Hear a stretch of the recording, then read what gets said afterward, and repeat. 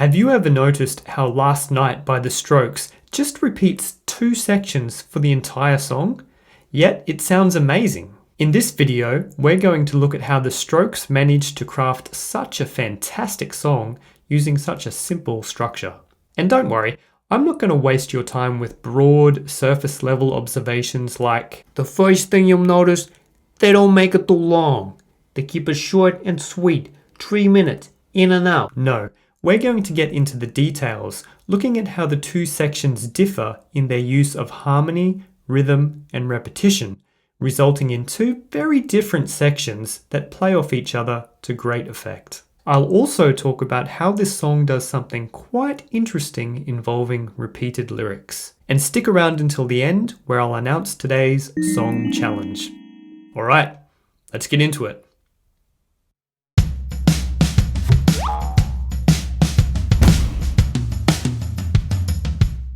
Here is the song split into its structural sections. So we have the chorus, which is the section that goes, Last night, she said, oh baby, I feel so down. It turns me off and I feel left out. So I turn around, oh baby, I don't care no more. I know this for sure, I'm walking out that door. And the pre-chorus, the section that begins with, people, they don't understand. Girlfriends, they can't understand. Now the music used in the pre-chorus is identical to the intro, outro, and pre-solo sections. Likewise, the chorus music is very similar to the music the guitar solos over in the solo section. So everything in this song either fits into category A or category B. Are you telling me there's no voices? So in broad terms, the song structure is A, B, A, B, A, B, A, B, A. However, we can see variation within this structure if we think in terms of sung sections and instrumental sections, with the instrumental sections being the intro, outro, and the middle section, which includes the guitar solo.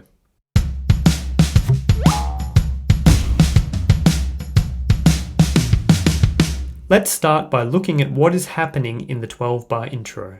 The function of this section is to build into the first chorus. It builds up the layers of instrumentation by adding each instrument one at a time. We begin with guitar 1,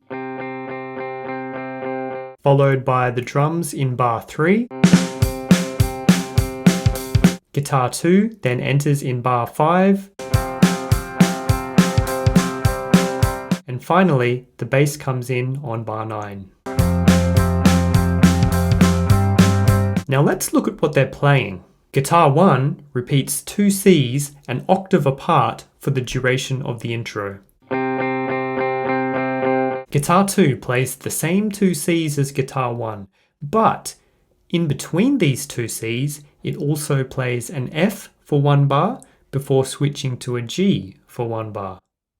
It repeats this pattern over and over.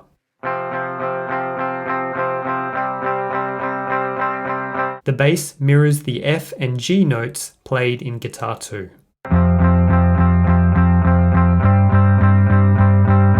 So together we have, on the surface, it looks like we have chords 4 and 1 here. You always have to look beneath the surface. However, this chord, despite being comprised of the 1st and 5th of chord 1, doesn't feel like chord 1 to me. It sounds like chord 5, especially later when the vocals are added. So the way I would describe this section is chords 4 and 5 played against a tonic pedal.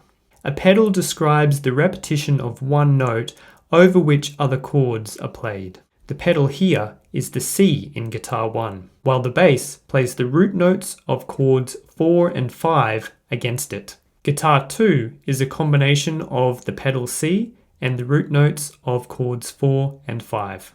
I never thought of it like that. Now with all the instruments present, we have the exact arrangement that makes up the pre-chorus. We should actually narrow it down to the 2-chord, 2-bar sequence that repeats for the entire section. Of course, there is one difference in the pre-chorus, and that is the addition of the vocal part which sings the thirds of chords 4 and 5. Here's the section with the vocal part played on piano.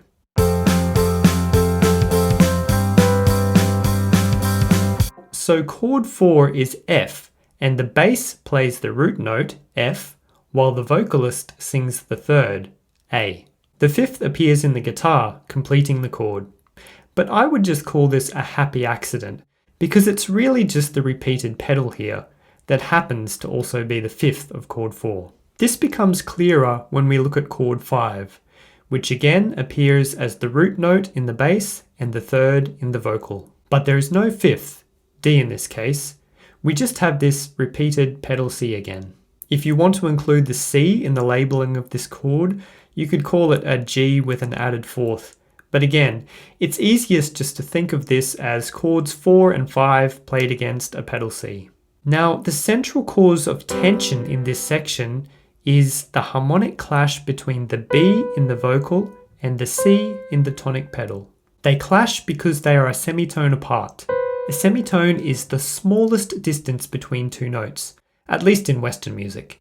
Think of it as two notes right next to each other on a piano. The C is pulling us toward chord 1, but the B is pulling us toward chord 5. But instead of resolving this tension by moving to chord 1, with the B shifting to C, we instead revert back to chord 4 and repeat this 2-chord sequence 3 more times. This only increases the tension further. The longer we are stuck in this unresolved loop, the more we want to break out of it. The constrained 8th note rhythm adhered to by both guitars and the bass comes to feel like a straitjacket the longer it lasts, and has us starving for some offbeat rhythms by the time the chorus arrives. When the chorus does arrive, it feels like a release in multiple ways.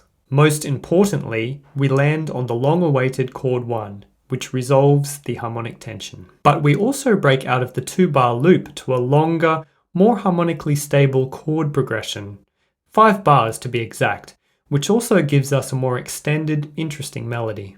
What I find interesting about this section is the way the guitars and bass combine to create the chords. I'll show you what I mean. So the chorus consists of this 5-bar chord progression played by the two guitars. So we have chords 1, 4, and 5.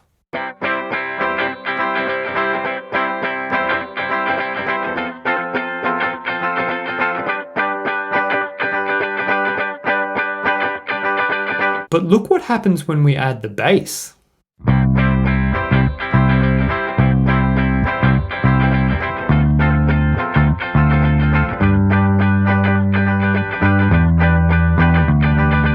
For the first 2 bars, nothing changes. The bass simply mirrors the root note of the C chord played by the two guitars. However, in bar 3, the bass plays a D, which does not fit into the F major chord played by the guitars. Instead, it combines with F and A to give us D minor. Within this context, the C on top becomes the 7th. In bar 4, the bass follows the root note of the G chord played by the guitars, so once again, no change. Now if you look at the guitars in bars 4 and 5, you'll notice that they play a G chord the entire way through. But this harmonic continuity is interrupted by the notes in the bass. So in bar 5, the bass plays an E, which does not fit into a G major chord, but instead combines with the G and B to give us E minor. Once again, the top note becomes the 7th in this context. In the second half of bar 5, the D is played in the bass. So here we are back at the G chord again, but with the 5th D played in the bass. So you can see the difference the bass makes to the harmony. If we take it out, we have different chords. Now that's some premium sounding chords. Now I said earlier that the solo section was very similar to the chorus section, but there are a couple of small differences. So in the solo section, we take the chorus guitar chords and add an extra bar of the F chord, so 6 bars in total. The other difference is that unlike the chorus, the bass here simply follows the root notes of the guitar chords, so it does not change the harmony of the guitar chords here. As a result, we have a simple 1-4-5 chord progression, which is easier for the lead guitar to solo over. But apart from the simplified bass part and the extra bar, everything else, including the drums and guitar rhythms, remain the same as the chorus.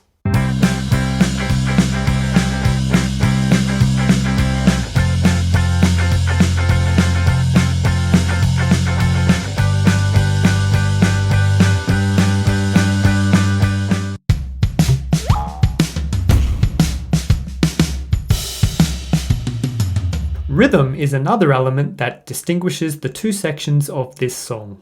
The straightforward contained rhythm played by the guitars and bass in the pre-chorus gives way to more syncopated, dancey rhythms in the chorus. I'll show you what I mean. So guitar 1, guitar 2, and the bass all play the same simple 8th note rhythm in the pre-chorus. But in the chorus, guitar 1 plays this rhythm. Notice the syncopation here.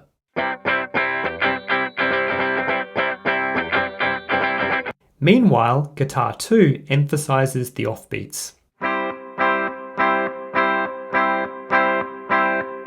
And the bass also grooves along with a rhythm steeped in syncopation. Visually, you can see how the instruments really break free from the regimented pre-chorus rhythm once the chorus arrives. Here's what all three parts sound like together.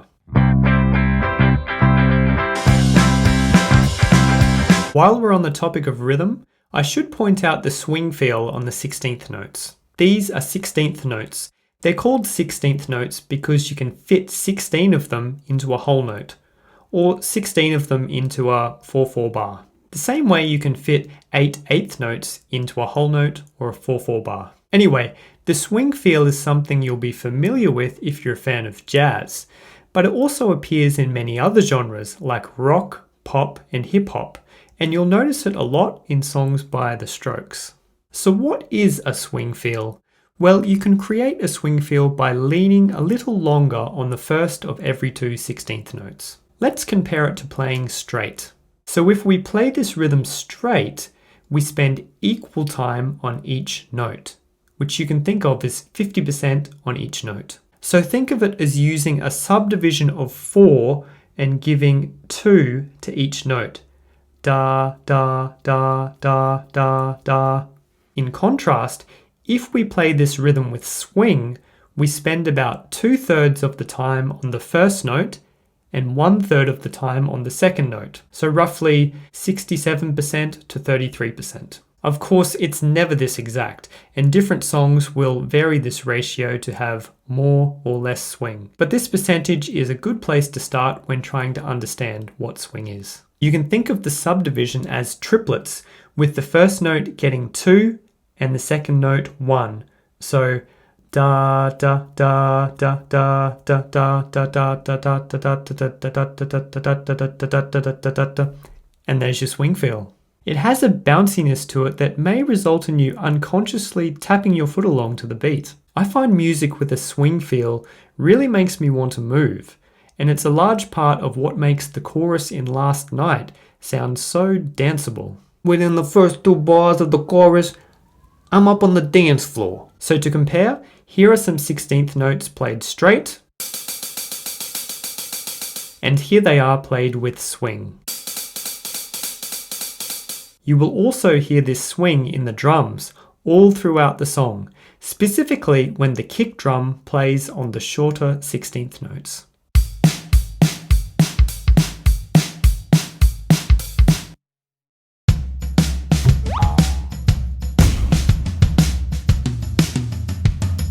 In light of all the elements we've looked at, it is apparent that one of the key reasons this song gets away with using just 2 sections is because they work so well together.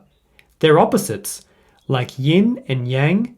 Together, they form an interconnected system of tension and release, with the pre-chorus being the tension and the chorus being the release.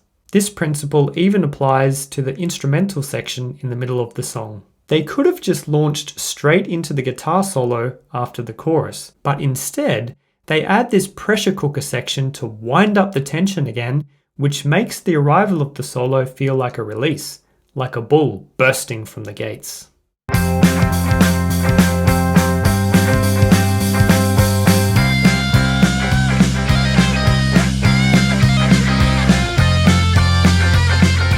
You'll notice that we begin and end with section A, the tense section.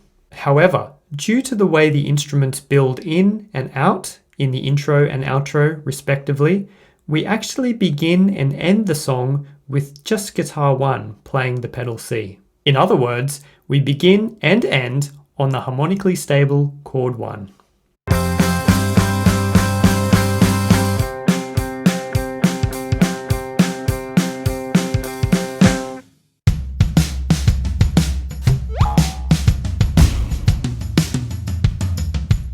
I want to finish by drawing attention to the lyrical variation that occurs between the repeated sections in this song. Here I've compared the 3 choruses with the variations between them highlighted in green. As you can see, overall the lyrics don't really change, but the singer does switch out some words for others. Don't for I, C for O, little girl for baby. We also get longer substitutions, and even a 5-bar extended section in chorus 1. But overall, the 3 choruses have more shared lyrics than variation. The same thing can be seen when comparing the 2 pre-choruses. Here we have O for C, don't for can't, in spaceships for your grandsons, and finally, and me for on top of this. These variations give the lyrics a conversational, improvised feel.